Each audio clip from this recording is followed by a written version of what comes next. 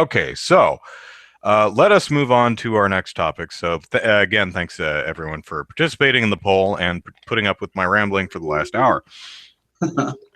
So now that we have our guest, let us move on and talk about. Well, let's leave Witcher 3 to the end. Did you see the Fallout 4 trailer, Jeremy? Yes, I did. Actually. Are you a Fallout fan? Yeah, I'd say so. I mean, I played a little bit of the first two. I really got into it, of course, on 3. I enjoyed some of New Vegas. Mm-hmm. Okay, so that's, I think, all of them. Well, other than like Fallout Tactics or something, but we just don't talk about that one. Okay, so as a fan of the franchise, what did you think of the trailer that was released this week? I kind of liked it. I mean, I think they're going to show more later. This feels kind of like, hey, here's a hint. You know, we're going to go ahead and get the announcement out of the way, but we're going to have more later. You know, well, I think that's fair, being that Bethesda has its own presser this year. Right, and I'm seeing more of that. Nintendo did it too, but with this one, they're like, okay, you know, we're going to have, I guess it's dealing with the Vault 111 is what everything kind of points towards. They show the interaction with the dog and everything. But it looks like they were going to go more into the actual history, maybe even playably, of how the whole thing started. Because they had all those cutscenes, or all those parts of it showing kind of the world before. And that would be a take. Is there a singular continuity throughout all the Fallout games, or are they kind of like The Legend of Zelda? It's just a new story every time. No, it's supposed to be one world. It's just we're seeing different parts of it. You know, it's kind of like how The Walking Dead is doing. We used to see the East Coast. Now they're going to do one on the West Coast, you know, and kind of show, because given post-apocalyptic, they might as well be entire other worlds from each other. And that's kind of how they treat this. Okay. Now, I was bothered by, as I always am, because I'm a stick in the mud, that there was no gameplay footage in this. Does that bother you when you see trailers of games and there's no gameplay footage? And at least this appeared to be all in-engine stuff. I'm about to say, it did look in-engine. That's a lot better than some of the other ones I've seen, where they're like, oh, it's a glorified CG video, and beyond that, you're not getting anything. And people have already been complaining about the graphics and pointing out flaws, so they didn't show like the best they could do, which was good. At least, well, true, but at least unlike others we could name, Ubisoft, you look at that trailer and you say, okay, they're definitely not overpromising. I believe they could actually deliver on that. It doesn't look so good. It's like, whoa, no way, man. They must have figured out amazing ways to optimize their code. And because when we saw the original trailers and guided walkthroughs for Watch Dogs, we're like, holy crap, that is amazing. And then it came out and it didn't look anywhere near that. You look at Fallout 4 and you're saying, okay, yeah, I could actually see it looking exactly like that, hopefully better. Even if it looked just like that, I was fine with it, because it just means they're going for, I can only imagine how big this area could be, you know, that you're trying to cover, that you're working with. And you've got, you know, the other vaults you'll probably run into if they have multiple cities this time, which they've done before. So who knows?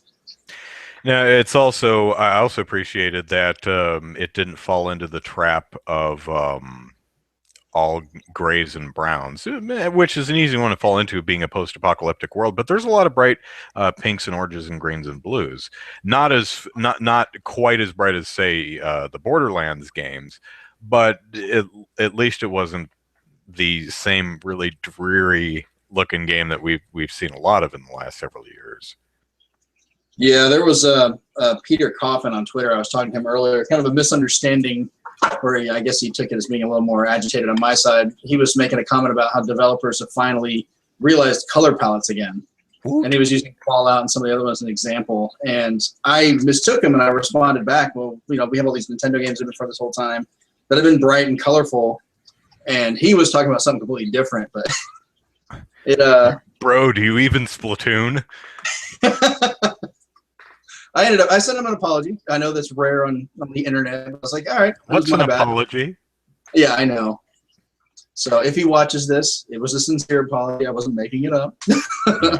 So I suppose, talking about the Fallout 4 trailer, we have to mention the elephant in the room, the critique that everyone is levying against this game, especially in this progressive day and age. And that is the fact They chose a German Shepherd. Once again, it's a dog. Why is it always dog? Why can't it be a cat? Some people have cats. What about diversity? What about representation? Some people own cats.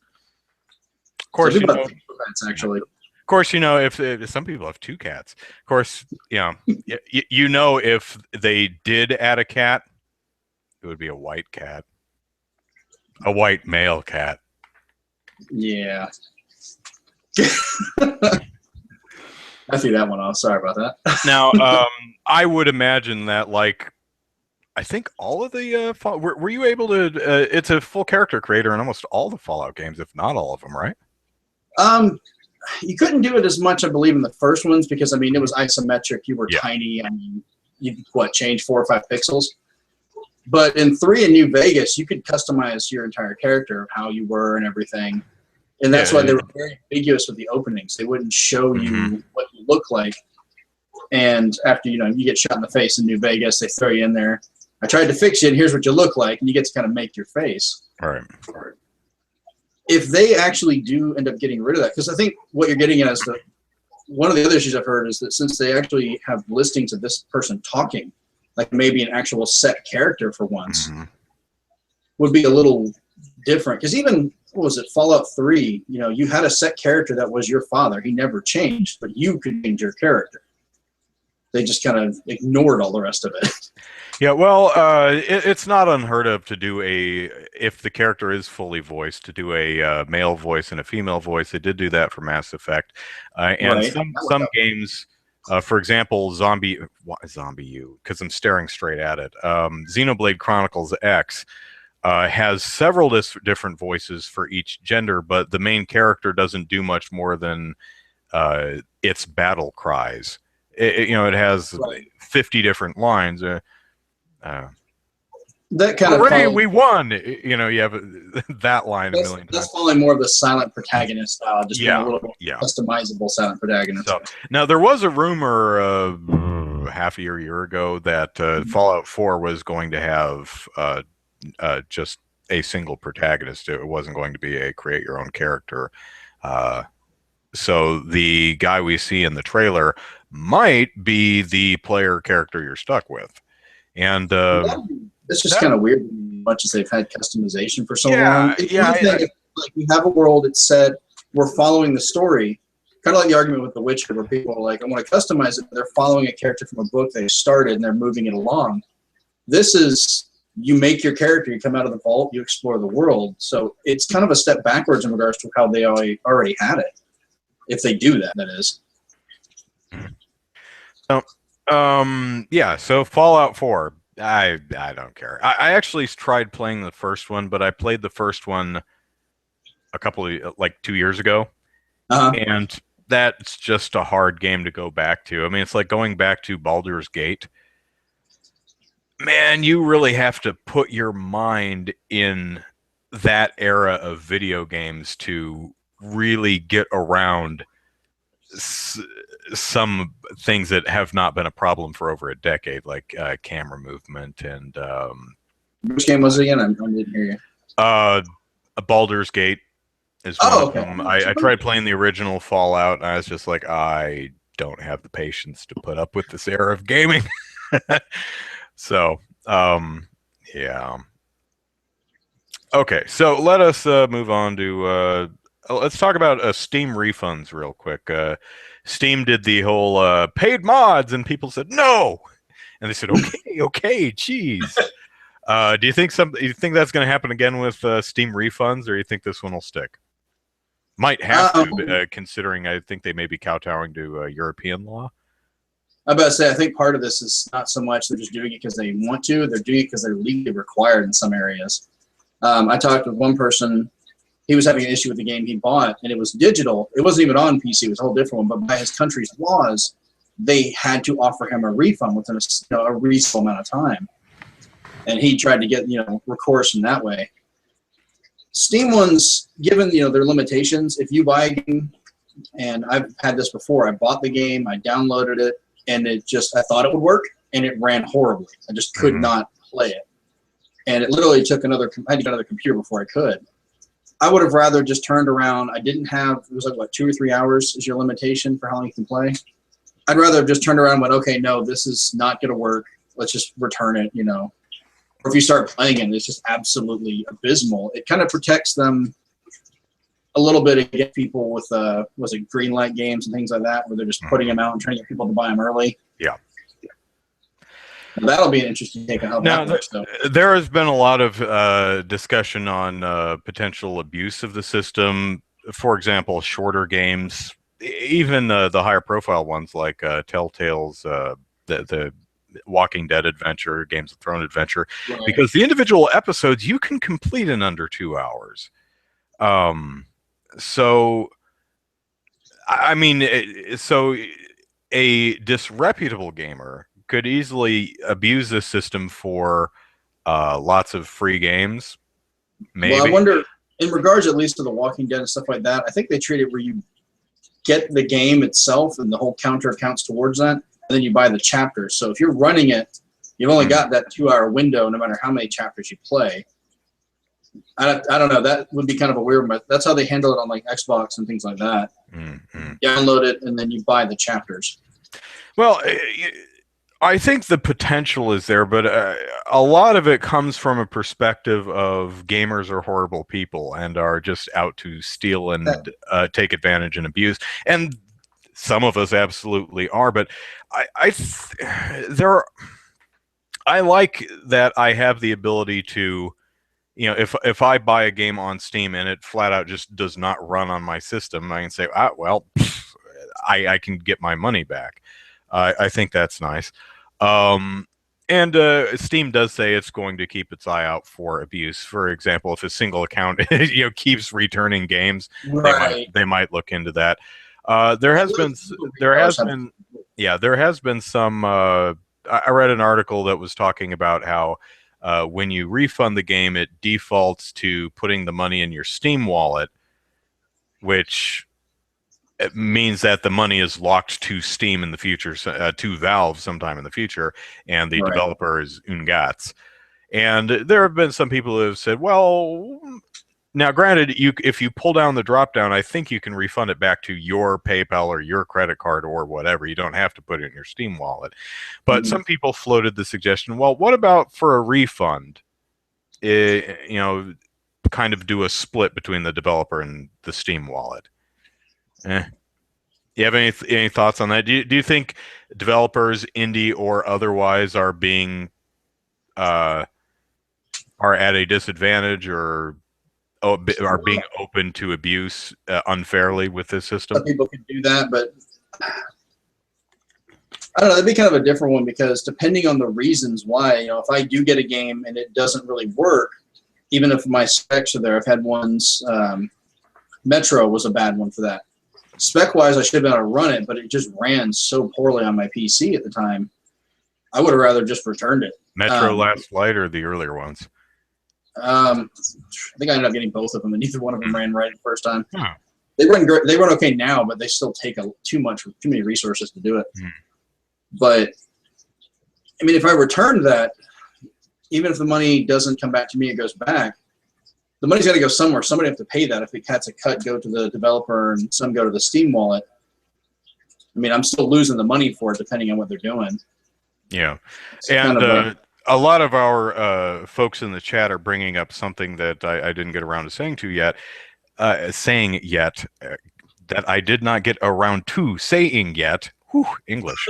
And that is, I think, the disreputable gamer who is looking to cheat, who doesn't want to spend their hard-earned cash on mere video games, is probably not going to jump through the hoops of buying something on Steam, playing it for less than 2 hours, and then returning it just to, stick it in the eye of the poor dev. They're probably just going to torrent the damn thing. I think anyone who's really going out of their way to cheat the devs or cheat the system or be a rebel are probably going to pirate it rather than jump through the hoops of Steam's refund service. So I think some of the issues that people are bringing up are interesting and are definitely potential issues. but I don't know how concerned we should be about them. I'm inclined to let's give it a try. Let's see what happens. And yeah, it's going to have growing pains. That's a given. Yeah. We're going to have to weed out what, anytime a store brings in a new policy or return policy, it may be for the betterment of the people that are there, but someone's always going to try and take advantage of it, and they just have to figure out how they want to weed that out and go through it. There's always a growing pain. Mm-hmm. Okay. Now, go ahead.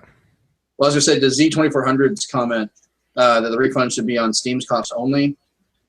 The problem with that is, if you return the game because you just don't like it, is that really going to be Steam's fault for getting that? Or if the developer releases a bad game, Steam should have to take the pocket for that when you buy it, because they don't always know if it's going to be a good game or not. They're just there to sell it. Mm-hmm. I don't know if that would really be kind of punishing Steam for it as well if the developer just puts up crap and tricks people. That's true. I don't know. I'm almost in some ways of the opinion of if the game sucks, well, too bad, better luck next time. I mean, when I go to the movies and I see a movie that blows, I don't get my money back, especially if I sat there.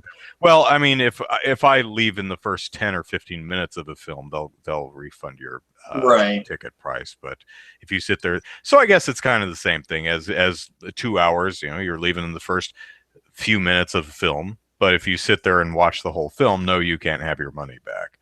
Yeah, so it's one of those things they're going to have to take it on a case by case of what they're doing with it. And also with a lot of these early access games that they're charging $30 for, and they're just completely broken pieces of crap.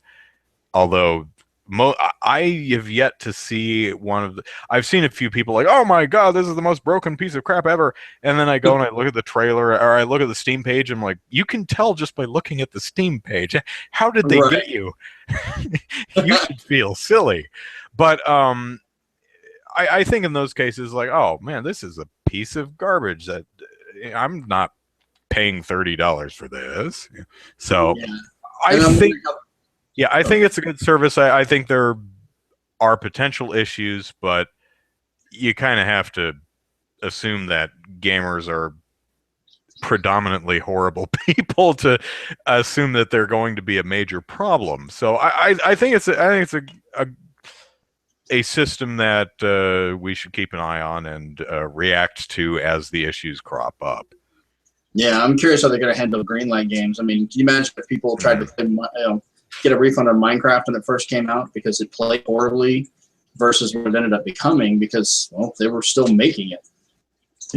2 hours of an early game, and you kind of knew what you were getting. Mm-hmm.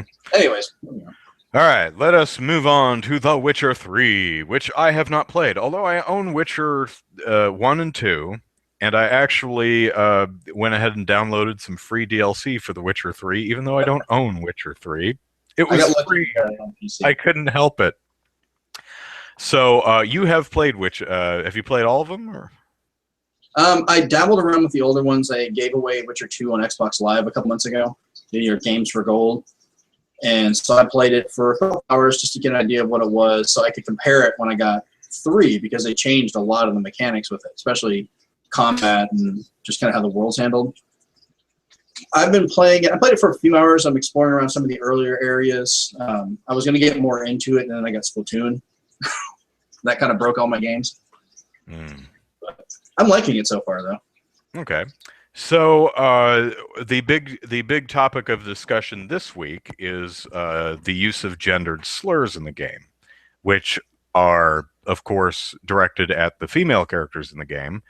Mm-hmm. I don't know what gendered slurs aimed at male characters are. I suppose, a bad guy comes in, raises his sword, and says, "What's the guy's name? Gerald, something like that. Geralt says, "Geralt, you're a dick." Swings the sword. Take this, penis space. I mean, I haven't got to the point of playing as a woman yet. I've only played as the guy, and people yell all kinds of stuff at you regardless. Like you kind of get a feeling really well that everybody here just kind of hates you. You're different, but then that makes the few people that are kind to you really stick out more. I was walking through one of the villages, and they were screaming all kinds of stuff at me. Keep away from their kids and hiding people. And one woman was just like, "Hey, come in, relax." And I was like, "Okay, if you have a mission, I'm going to help you." like, you're actually nice to me. Yeah. It's an interesting way to kind of show the environment and the way that people are. They're uneducated. They're, just kind of pissy people. Now, does the world of The Witcher have a particular slur for Witchers? I can't remember the top one. They yell a couple different things, but they've got ones for the fact that you're basically a mutant, that you're a freak, and just all kinds of different stuff. No, I don't think they say arsehole, but I'm sure somebody will. I'm reading the chat. Well, we all have arseholes, so that's not gendered. Right. At least, I think. Ladies, you have arseholes, right? I'm sure you do. Oh, I've seen internet videos that confirm this. So, oh God. So, yeah, Dr. Mecca, what is that? Is that a slur for Witcher? No, I think he's trying to say something without saying it, which is not good. Oh, he's basically making a word like a word. Okay, so we're taking one letter earlier in the alphabet. Okay. So, pardon me. So the issue this week was when you're playing as one of the female characters, the bad guys who harass you and try to poke you with pointy objects, in addition to saying mean things like, oh, you freak, you horrible person, I'm going to run you through with this here sword and then feast on your entrails, they also deliver a bunch of gendered slurs. I would imagine probably bitch and whore and things like that. Right, yeah. And some players have expressed that, I really don't like hearing that stuff. I think the game may have been better served without them. And we actually had a really nice discussion about that in the shoutbox, the chat, the comment section of the article. So, and there were a lot of really interesting points brought up. And I went through and read a bunch of those. So yeah. So I think from a broad perspective, broad not being a gendered slur, I would imagine that the use of gendered slurs in this game was probably not a specific conscious choice. I get the impression, having not played the game, so I'm talking out my arse here, that the developers probably did not sit down and say, you know what, we should, when you're playing as Siri, whatever her name is, we should make sure that the bad guys say bitch. Because that will, because reason. It strikes me as more along the lines of, well, it's a woman, that's what you call women, bitch and whore, and that's just what a bad guy would say because they're bad guys. And that's what bad guys do. They're meant to be offensive because it's meant to meant to go off, basically. But the question becomes, is the world of the Witcher or the player experience enhanced or improved in any way through the use of gendered slurs? If they were not there, and I don't mean the bad guys are suddenly super polite, good sir, I slap you with my gun, I slap you and challenge you to a duel, good sir, have a nice day. No, I don't mean that at all. I mean just remove the gendered slurs. Everything else is exactly the same. Would that harm the experience in any way? That's always a trickier one because if you go back and look, and I kind of did a little bit of research beforehand, some where people were talking about they would also have the correlation with racial slurs and things like that. And I've gone back and looked at some older movies and so forth that cover those topics, that have those, and you could take them out, you could find other words to do it, but they did it on purpose because they wanted to show how these people are being treated, how they're reacting. But for this one, I need to play it more. I'm going to preface this right there with it. I need to play it more and get to that point and see it. I've only experienced what he has to go through so far, just in the opening areas. Someone pointed out, Dr. Mecca points out, men could be called bitches, and that's true. Does anyone in your play experience so far, has anyone called Geralt a bitch? I haven't heard that one. I mean, I hear a lot of stuff. I have to turn it down a little bit because I've had to play it while the kids are up sometimes. Yeah. Daddy, what's that mean? Yeah. Oh boy. Oh, ask your mother. No, don't ask your mother. Wait, what am I thinking? Oh, it threw me off the top there. But like I've seen them also where they're interacting with other female characters in the game itself, like the bartender in the beginning, where some of the guys are getting drunk and kind of threatening her and making comments about just the fact that me and one of my the like people, the Witchers, are in the bar and sitting down for a drink. The things they say back and forth to each other, they make it's a little pushing, the way they kind of make it a little excessive on the way some of the comments are and how many people say so much when you're walking around, kind of to show you how hostile this world is towards you.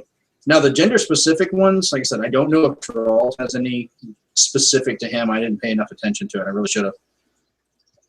They could probably tend to trim it back. I'd have to see exactly how much they're using it. I mean, if it's one group and they're saying it a lot, it could just be those particular ones versus it's just every single person you run into. Yeah, you know? I get I don't know, but I get the sense that all of the bad guys are operating from the same script. Okay, this happens a lot. Then. Yeah, that would be my assumption. I don't know if this is the case or not, but which leads to an interesting observation is if the gendered slurs were relegated to a specific, particularly misogynistic, unpleasant character, or even a particular group of people, like there's this band of roving misogynist asshats who live up in the north, and so you fight a bunch of people and then you wander up north and you get this group of people who are constantly busting out the gendered slurs and you're like, oh God, well, yeah, it's these guys up, no one likes them. And then there's some poor guy who lives in a hut up there and he's like, hello madam. Oh, what? I just live up here. Yeah, they are jerks. But I have to wonder if because I've heard some people say that some of the gendered slurs could serve to make it really personal, in the sense that it makes you really want to get back at these bad guys. And that's what I was saying, almost the opposite earlier with, you know, all the people saying stuff as I was going through that town, and the one woman all of a sudden is nice. Like I heard all this bad crap, and then instead of just being someone talking, I was like, oh, okay, you're actually being nice. I will help you and do stuff. And I actually did that for a few of them. You have to decide whether you have to save certain people or what you're going to do with them. And I'm like, okay, that guy was a jerk. I'm stabbing someone. Did you get to the unicorn sex scene yet? No, I have not. I've heard of it. I don't know what the context of that, if it's a real unicorn or a stuffed unicorn or what, but would it matter? I mean, I guess not. I have no idea where the context of that's even coming from. That's true. I mean, if you're bragging to your friends about, yeah, I made it on the back of a unicorn last night, it's like, was it a real unicorn or stuffed? It's like, really? That's your first question, huh? My priorities are in a weird place. All right. Yeah. So, now I think it's always worth considering. I think the biggest takeaway here is we are actually having the discussion. We're actually thinking to have the discussion, which I think is a giant step forward in the right direction. I think usually almost exclusively, when people point out gender issues, equality issues, things like that have become real hot topics in the last couple of years, it's never the case where the developer is willfully doing something sexist or racist. It's just done or overusing a trope. Going back to the huge damsel, oh yeah, we're gonna put women in their place, and no better way to do that than with the damsel in distress trope, by gum. Now, I don't think anyone is doing that at all.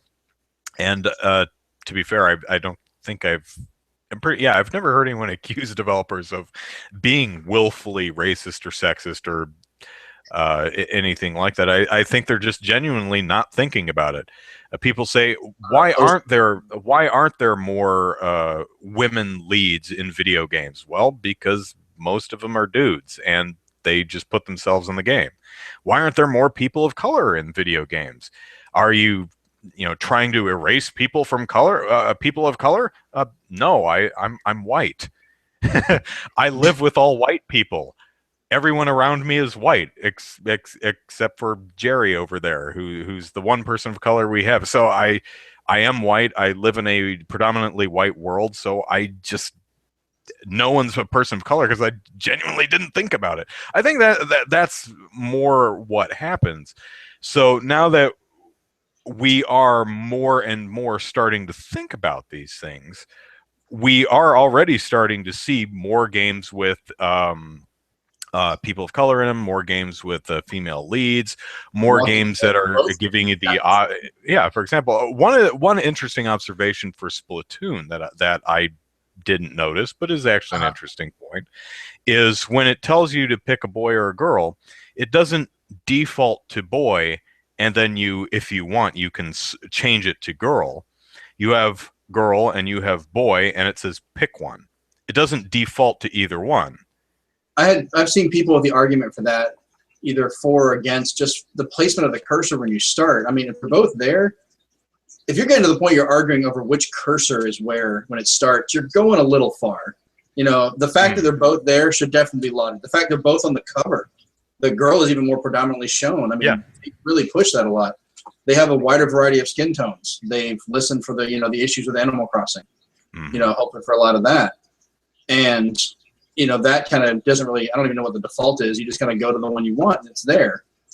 The only issue I've really seen is, and I am perfectly fine with having more diversity, more female leads, more people of color, everything. But like I said, some of my favorite games that have done that recently, especially The Walking Dead. And, you know, the first one, you are playing a person of color as your main character, interacting with the world, and even having to be involved with issues of race in that, with how some of the people treat you. And then in the second one, you're playing a little girl.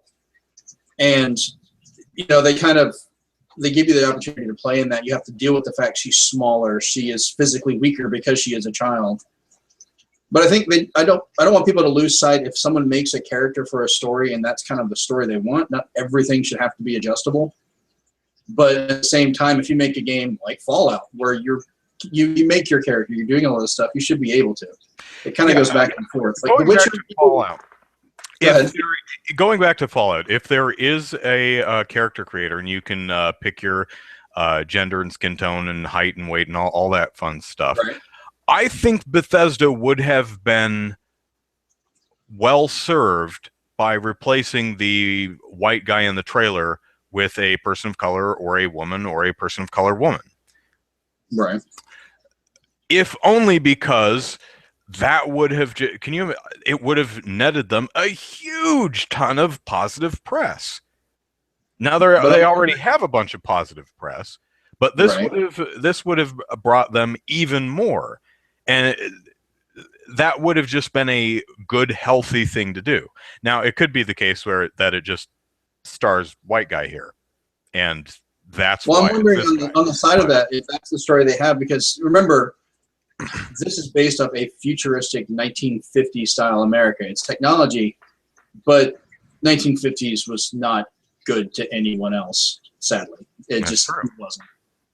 And this could be, not a mince some words here, a fallout of that, based on, you know, people trying to get into the you know, into these vaults. You see the groups being kept out where they possibly selecting people, stuff like that. If they could turn it and actually use that story in some way to put a light at that, they could. I mean, I don't know what Bethesda's going to do. They're very good at their storytelling. Now I'm going to wait and see what they do.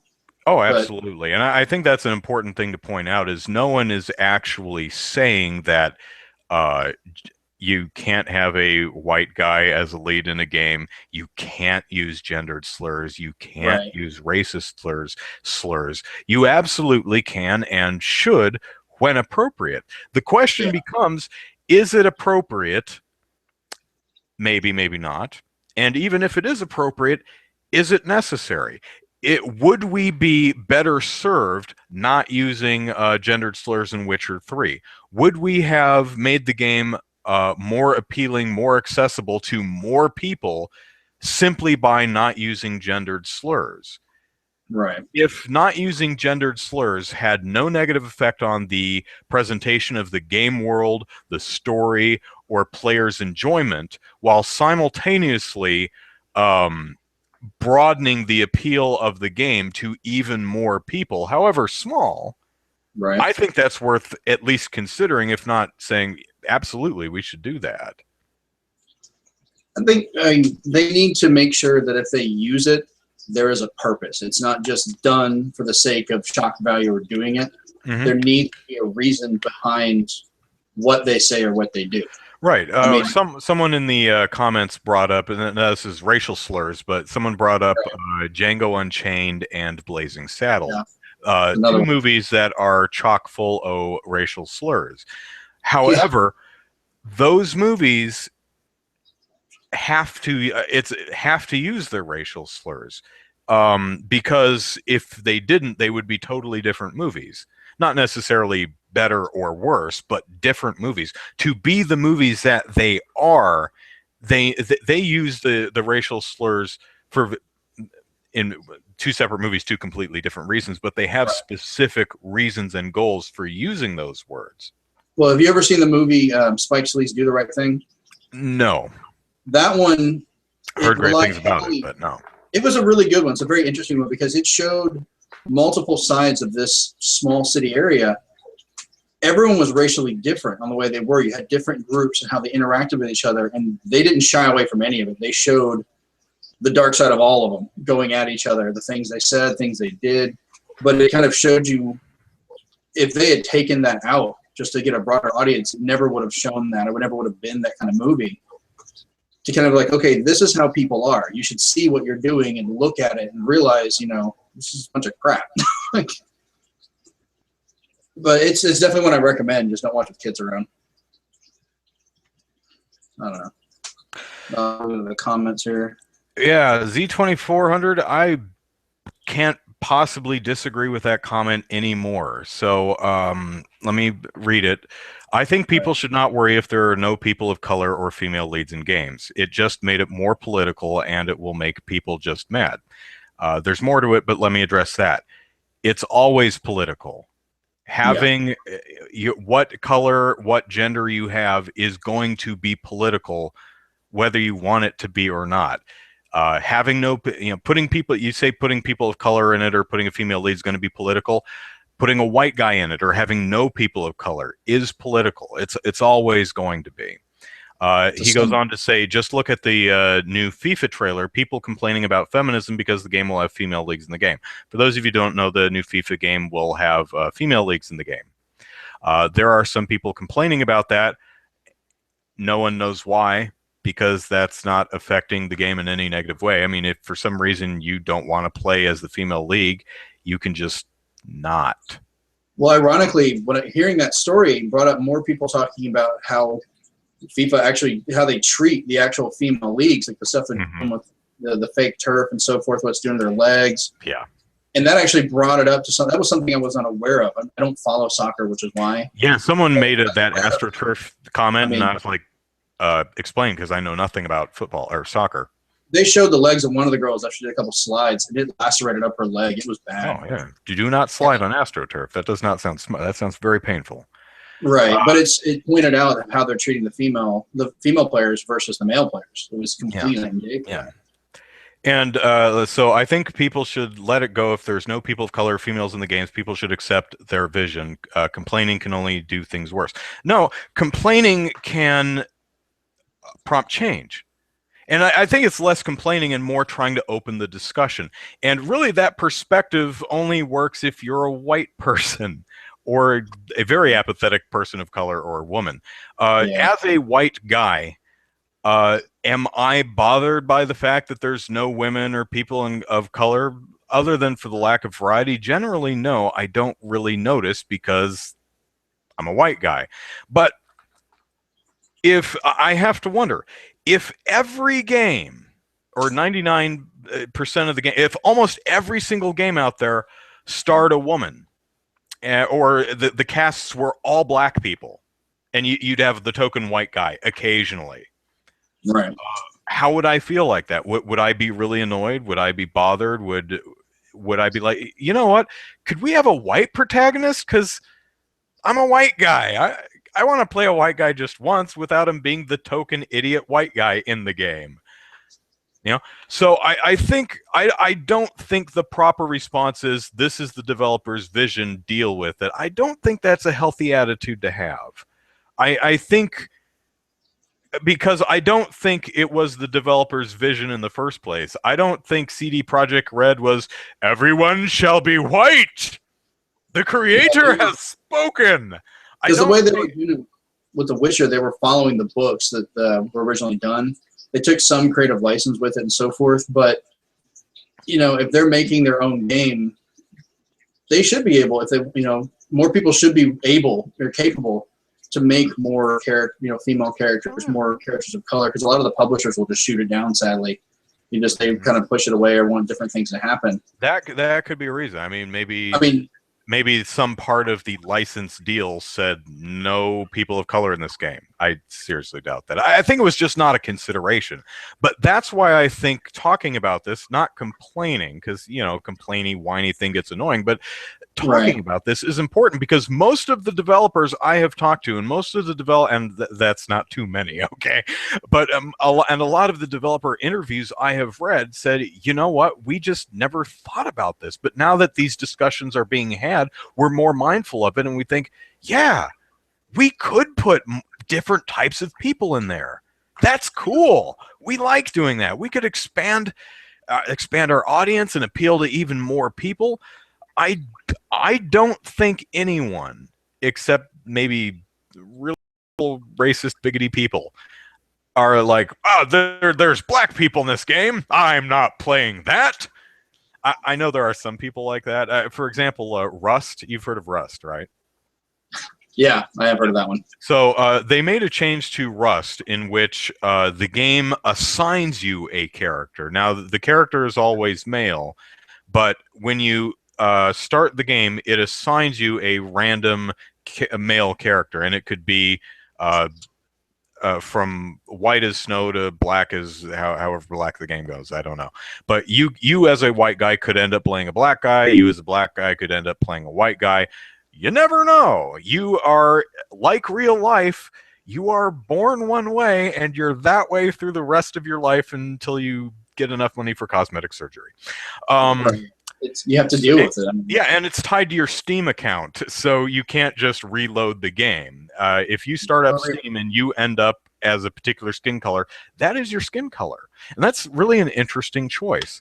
And there have been a few people on the internet who have said, well, I'm not playing this game because I'm white and I don't want to play a black guy. I said, oh, man, that must suck to have to be, to be forced to play a race that's not your own. Imagine someone out there in the world having to play a protagonist with a skin color that differs from their own. That must suck. Right. Some of these people have no sense of self-awareness. It's amazing. No, they do not, sadly. I've had to see some of these people face to face, and it's really, really sad of how they view stuff. So much as like they'll see something on a poster for a game, and if it's not what they think it should be, they'll start complaining about it. I've seen stuff like that. I remember people complaining about playing as Catwoman for a little while for weird reasons. Arkham City, yeah. They were like, I don't play as Catwoman, I want to play Batman. It's like, play as Catwoman. What's the difference? It's a woman. Yeah, that does strike me as kind of I will only play white males because it's weird to me. Matthew points out he thinks cultural context matters here. The CD Projekt Red,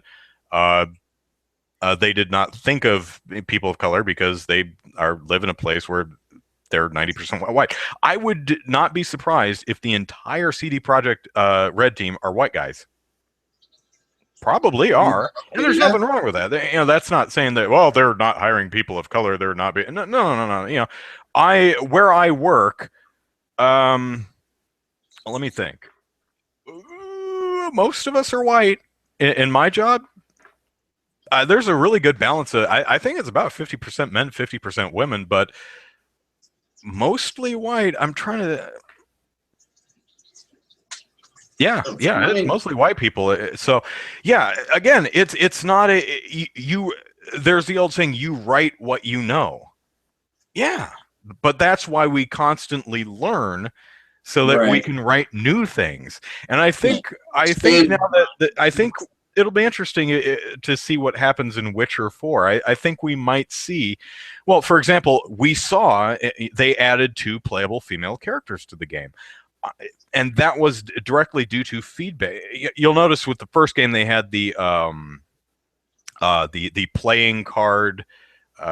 Women were literal trading cards in the first game, and they've moved away from that because some people found it kind of gross and demeaning. Did not know that. Yeah, I think you could get, now. Correct me if I'm wrong in the chat box here, but in the first game, I may have the wrong game, but in the first game, you slept with people, and you could get trading cards with women in provocative poses and stuff. So it made betting all the women kind of even more of a game than it already was. And some people said, that's a little gross. But Witcher 3 is still the same game. Jerry still gets his Mac on with pretty much every female character in the game, and the unicorn. So they're still keeping it, but they're keeping that general sense, the sexuality and the fun, but trying to make it more palatable to everyone. They added 2 female characters. That was also in response to stuff. So I think with Witcher 4, I would not be surprised if we saw more variety in the characters that inhabit the world of Witcherland, whatever the name of the place is. I think. Go ahead. I think they are probably going to listen to the feedback on that. They are going to put more variety in the people in the world around you, as you were stating. Some people are calling specifically for Geralt to be an adjustable character. And what I kind of see about that is, at what point do we go that, okay, this is how the character is created. This is what he or she was intended to be. Just like I don't want to go back and change the character from Beyond Good and Evil, things like that. I don't want to change how I played in The Walking Dead. If they change the world, some people think they should be forced to have to be able to change the main character to fit the person playing. And I'm kind of wondering at what point do we go, not cross that line where this is what the original author or the person created. This is the person they want you to play as, regardless of what they are, versus, trying to make it adjustable to people. Splatoon made sense to make it adjustable. It's for you to play as. Same thing as I think Fallout has always been, which Fallout 4 is going to be weird if they don't.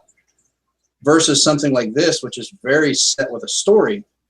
They can, change the world, people around it, but I don't know. The main character is going to be kind of interesting if they have to do that. I think another important thing to stress, which I know some people get hung up on, is no one is asking for creators to meet some diversity quota in their work. Right. No, that's the complete other end of the stupidity spectrum. Because we hear part of that, like the Zelda argument. We hear part of it with the Zelda argument where they want, like, Link should be a girl. And I was like, well, Link's always been a boy, kind of way it is. Why don't we actually have a game where we play as Zelda? Why does Link have to change? Actually, we have a perfectly good female character. Use her. Like, I still want to know what in the world she was doing during Skyward Sword. I would love to play. Yeah, I've heard that argument too. Yeah, although Link has been a different person in a lot of the games, so having the Link archetype be a woman in one of its incarnations might be an interesting spin on the story to see how it changed, to do a complete gender swap. But in that particular case, I agree. It's like, I think it might be more interesting instead of make Link a girl, because whether Link is a boy, he's fairly androgynous anyway. Whether Link is a boy or a girl doesn't really change the game much. But what would is playing as Zelda, seeing it from her perspective and seeing what the hell she's doing. Imagine the stealth part of the game where you're breaking out of the castle. No one's coming to get you. You're getting out, Yeah. So back to what I was saying. Yeah, no one is asking for creators to meet any type of inclusivity quota. No one is suggesting that we hand a checklist to all developers to say, you must have at least this many people of color and you must have the blah, blah, blah. No one's asking that. All I think people are asking is to notice trends, and the trend being predominantly white male. Yeah. And just think about that. When you're creating your game, think, do I want a white male? what if I went with a person of color? Or what if I went with a female? Or what if I went with a unicorn? Just to get thinking. I might, as a creator, I might want to try something different. And if, as a creator, you in your heart of hearts really want to do a white guy, perfectly fine. There's nothing wrong with a white male lead. Nothing at all. In fact, if you could go to Kmart, why would I pick Kmart? If you could go to any random retailer, grab a random game off the shelf, and have just as good a chance of getting a white guy as an Asian woman, as a black guy, as right, we would not be having this discussion at all. But the fact is if I go to the toy store, what am I thinking? If I go to the electronics store and grab a game off the shelf, there's probably a white dude on the cover. Almost every time. I've got a whole wall of gaming right here in front of me. I could just go up and randomly pick one. Yeah. And sadly, that's probably what I'm going to get. It's not intentional. It's just games I've bought over the years. Unless this was the 90s, then it would either be a white guy or some type of anthropomorphic cartoon animal. Yeah, no Bubsy, though. Bubsy oh, my God. Bubsy or Crash Bandicoot or Arrow the Acrobat or something like that. Arrow was actually fun. You know, I always thought it would be interesting to make a fighter game like Smash Brothers or the Smash Brothers ripoff that Sony tried, starring all the third tier mascot characters from the 90s. Bubsy and Arrow and Crash would probably be the most high profile, but what was that star guy? That would have to be better than Sony's attempt. Yeah. So... Andrew, most electronics are black. What? I have no idea what you mean. Oh, most of the casing, like DVD players and the consoles themselves are black. Yeah, people of color. What are you complaining about? Most of the consoles, most of the hardware is actually black. You enjoy your black hardware, and we'll enjoy our white characters on them. I'm noticing that. I'm looking around my room now going like, okay, everything is black, but... Well, the Wii U, the last few Nintendo consoles were either black or white. The one before that was black or purple. My DVD player and my switcher box are both silver. One of the Xboxes was white. So, but yeah, most electronics are very dark in color. Rystar, thank you, Twisted Ideas. That's who I was thinking of. So, okay, I think we're good. Okay, yeah, it's a touchy subject, but people just need to be willing to talk about it. People absolutely. That don't cut it down, we never get anywhere. Matthew brings up a great point. I still think the best way to get diversity is to get more people of color making games. Absolutely. Agreed. Yeah, absolutely. Yeah. Yes, absolutely. I have nothing to add to that. That's a very true statement. As you say, you write what you know. For example, I wrote a story, the Great American Novel, a really stupid story because I was young back in high school or something, and no, it would have been earlier than that. Anyway, I remember writing the story, and this was before I hit puberty. That fact will be important here in a minute, so just bear with me. So I wrote this story about all these characters. It was kind of a fantasy adventure type of thing because that's what I liked. And I showed it to my mom, and she says, this is really interesting, Andrew, but one of the things I noticed is that there is no sexuality anywhere. Not that she was expecting me to write a porno, but she noticed that none of my characters were married or in relationships or had children. They were just all individual people. But because at that point in my life, I didn't do any dating or relationships or marriage or kids or any of that. I was writing what I know. And it took me a while to realize that the book was really boring, or the story was really boring because these people were completely unrelatable. She was right. No one had a life. Everyone was a single childless person. So you write what you know. These days, I would probably write exactly the same thing because when it comes to dating, I'm incredibly boring.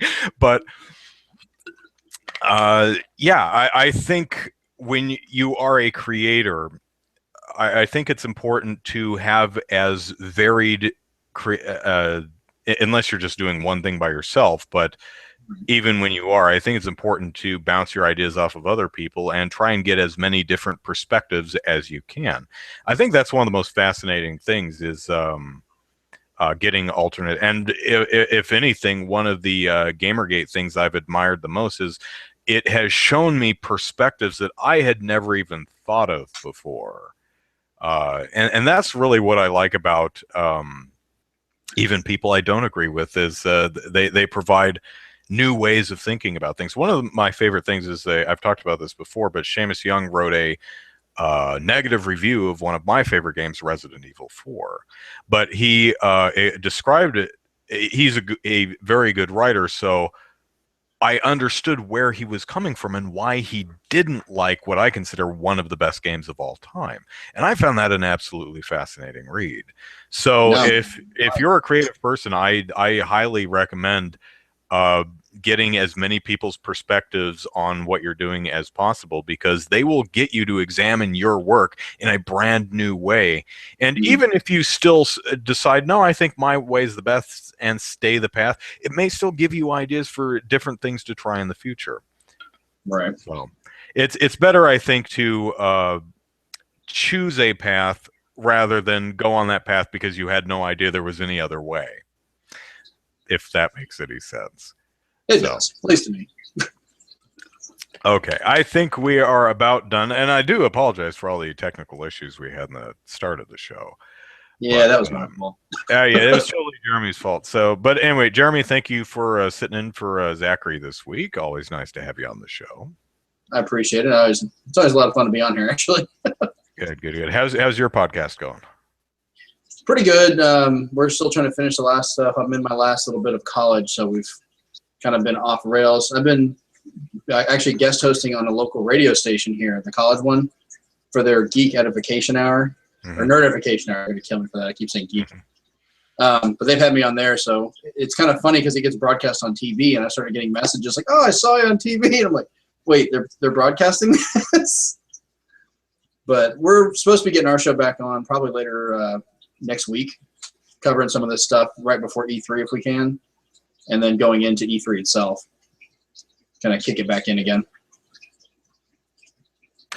Z2400 is bringing up a good point here. Why do we need to separate people of color and white? I don't see people by color or gender for me, and there are good people and bad people. For me, a person's a person. I don't see him or her as the black person or something like that. That's a good point. We shouldn't. We absolutely shouldn't. And there are a lot of people, and I include that don't see color. I just see person. I don't see white person, black person, what any other color person. I just see person. Right. The problem is in America, at least, we have a very healthy mix of different people. We have white people like me. We've got black people. We've got Asian people. We've got Canadians. We've got south of the border folks. Mexico. That's what's south of the border. We've got all kinds of different people. We have this huge amount of different people.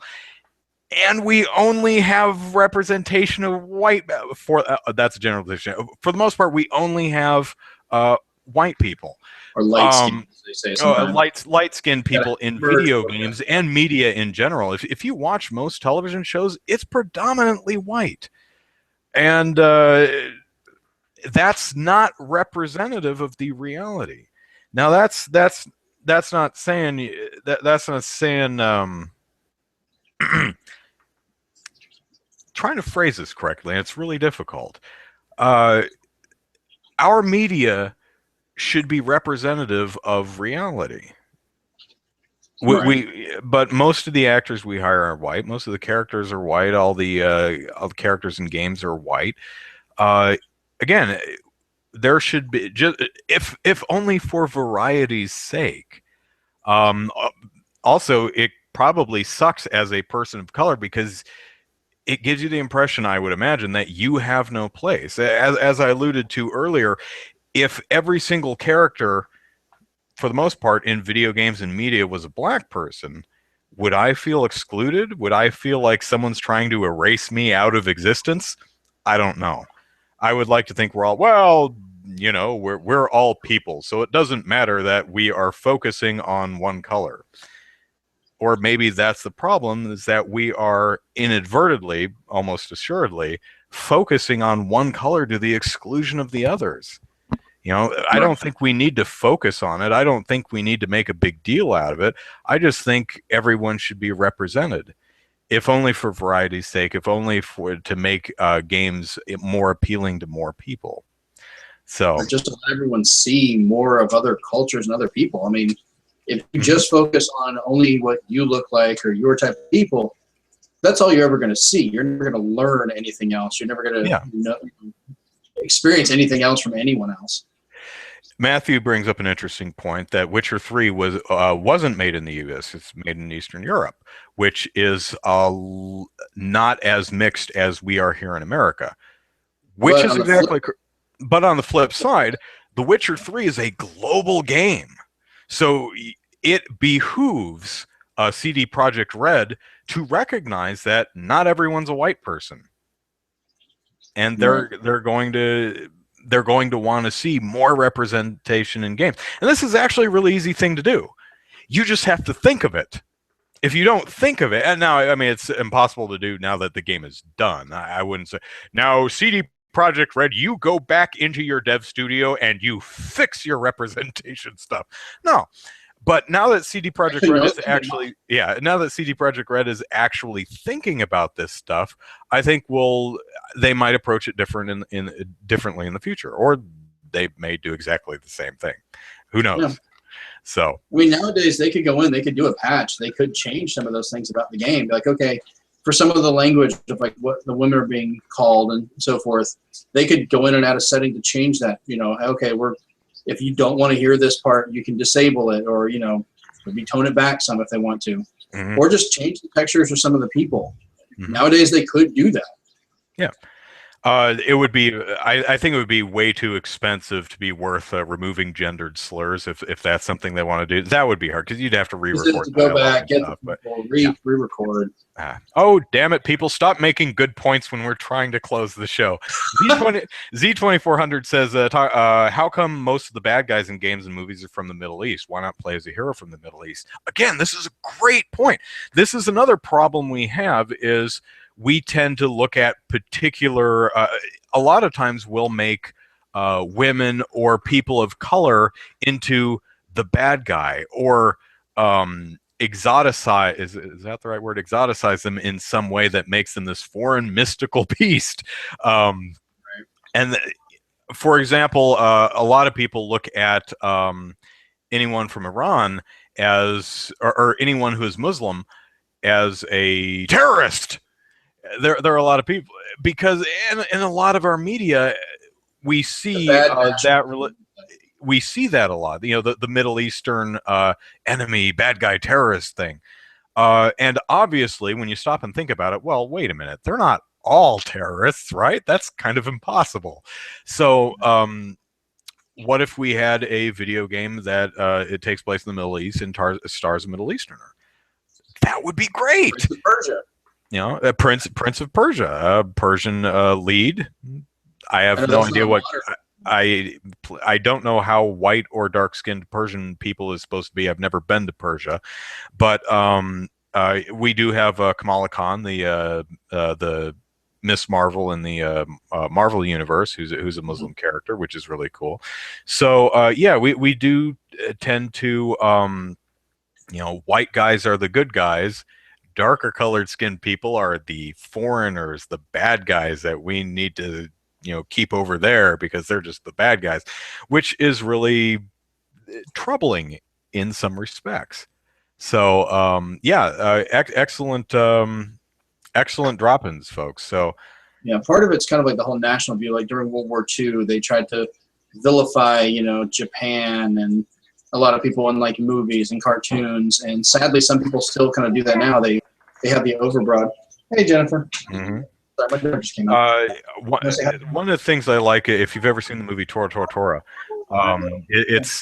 Mostly about the Japanese bombing of Pearl Harbor. But one thing I really admired about the movie, hopefully I've got the right movie here, is it shows it from both perspectives and shows that it wasn't, U.S. good guys, Japan's bad guys. The whole thing was just a horrible thing that happened. Everyone was human. Everyone was fallible. A lot of bad decisions were made, and horrible things happened. That's one thing I really admire about that movie is it doesn't paint U.S. good guys, Japan bad guys. It's more Right. it's Both more nuanced than that. Yeah, exactly. So, yeah, Matthew says, yeah, quote, the other is something that we tend to make our media, when I say we, I mean our media tends to paint minorities as the other. Why it's more important we should see more representation of different groups. So everybody it's just another, it's people, not just others, as you're stating. Mm-hmm. So. Mm-hmm. And Z24 says, how about a Russian lead? Blizzard, I think their game Overwatch just added in response to people pointing out that half your characters are females. That's really cool. A critique might be they all have exactly the same body type. So Blizzard appeared to have gone, well, shit, you're right. We made 6 of exactly the same woman. Oops. Now, to be fair, they did have varied ages. They did have different ethnicities, which is very cool. But they were all pretty much exactly the same body type. So they made a heavy woman, a big Rosie the Riveter, muscular woman who is Russian, and really cool character design. I really like her. Very broad in its depiction of Russian, but very kind of the but at least they're doing Russia. something. I mean, it goes very broad in its depiction of Russian. It's very in Soviet Russia, bench press you, that kind of humor. But the whole game is painted like that, so it works. It's sometimes hard for a developer to make a character where they want to represent something, but they're trying not to cross that line where it becomes almost stereotypical, Yeah, and I think a game that really rides that line really well is Punch-Out. If you've played especially the remake for the Wii. Yes. Oh man, that any further and it might be offensive. But it's done in such a loving way that I don't think many people were truly, that Glass Joe is really offensive as a Frenchman. I don't think so. Thoughts go everywhere. Yeah. I mean, because as far as I know, there's no French stereotype of having a glass jaw or being weak. All the stereotypes are "Vive la France" and baguettes, and things like that. So, but sometimes we screw up, and I think some people look at going back to Overwatch. They first released 10 or 12 characters, really varied, and they had half of them were women of varying ethnicities and varying ages. They had one who was 18 and they had one who was in her 40s. Oh my god, when's the last time you saw a playable female character in her 40s? It's amazing. And then people said, you know what, they all have the same body type. And you could hear the internet roll its eyes. It's like, are you never happy? Do you have to complain about everything? And that's not really what's happening here. We always critique. There is always room for improvement. There is always something to critique. You can make the bestest game ever. Look at all the rated 10 or games that have a 10-point rating. Ocarina of Time, Uncharted 2, Grand Theft Auto 4. These are games that got perfect 10s. And yet, there are a lot of critiques you still can make. Now, that doesn't make you necessarily a nitpicker or a fault finder or someone who's never happy with anything. It's just what we do. We say, all of this is great. Here's where we can do better. So I think there is always value there is value in not settling for what we get and always striving to push it to be better. Because if we ever settle for what we get, we're just going to get the same damn thing over and over, and it's going to get really, really dull, really, really fast. Yep. And Z2400 points out that Punch-Out Wii was made in Canada, and there is a Canadian that is a woodcutter. So they kind of stereotype themselves. Who likes maple syrup and fish. Although, if I may real quick, I was kind of disappointed in the Wii version because a Disco Kid was the only new character. I remember watching the trailer and reading the previews, and they had Von Kaiser, Glass Joe, Hungry Hippo, King Hippo, and the new one, Disco Kid. And I loved the updates to the classic characters, and I saw the new character, and I was like, oh man, that is so cool. I can't wait to see what else they've got in store for other new characters. Nope, that was it. That was it. That was the only new character in the entire game, and I was... Now, more of a reimagining than it was. It is a reimagining, and the characters are so up. I mean, did anyone really remember Aaron Ryan from Super Punch-Out? I sure did. I went, who? But I hope that series comes back, because that game has some incredible animation. It's just a ton of fun. Anyway, let's get out of here before stop making awesome comments that we have to comment on.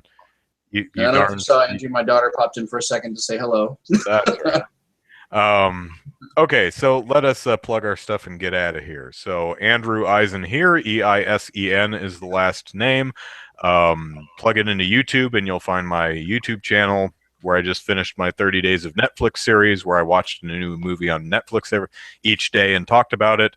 Donkey Kong is not a new character, well, new to Punch-Out, but that's true. Donkey Kong was a playable secret character, I guess, in Punch-Out, and he was cool.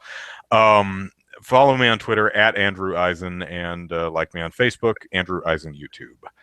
Jeremy, plug away. Well, you can look for me under Jeremy Powers, and you'll find some other cyclists. So actually find me, look for Zenspath, ZENSPATH. We're at zenspath.com. We do our Zenspath podcast, which is on iTunes when we actually get it done.